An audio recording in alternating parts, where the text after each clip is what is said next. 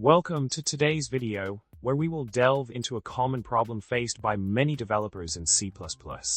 The problem at hand revolves around determining whether the current scope is a global function static class method or a class method.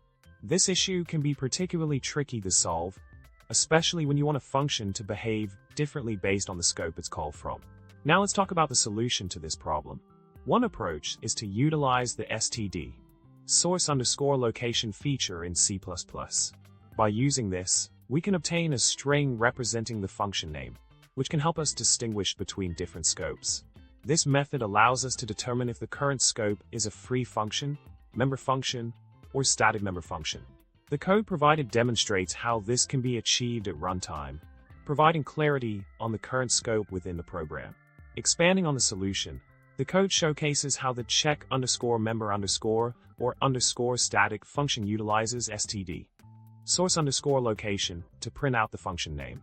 By calling this function from different contexts such as free functions, member functions, and static member functions, we can observe the differences in output. This serves as a practical way to discern the scope of the current function being executed at runtime. Building upon the solution further, another approach involves utilizing a type trait to determine if we are inside a base class. This involves creating a placeholder type foobar within the base class, and then checking for the completeness of that type using the is_type_complete_v trait. By leveraging this technique, we can ascertain whether the current scope resides within a base class or not, offering an alternative method to differentiate between various scopes within the program. Continuing with the exploration of the solution, the final code snippet illustrates how the is_type_complete_v trait is utilized to check for completeness of the foobar type within a base class. By executing this code, we can determine whether the current context is inside a base class, providing additional insights into the program structure.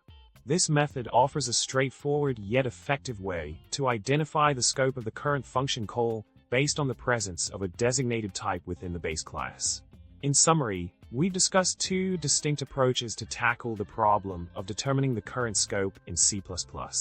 By leveraging features such as std, source_location, and type traits, developers can gain valuable insights into the context in which their functions are being executed. These techniques provide practical solutions for handling scope-dependent behavior within C++ programs.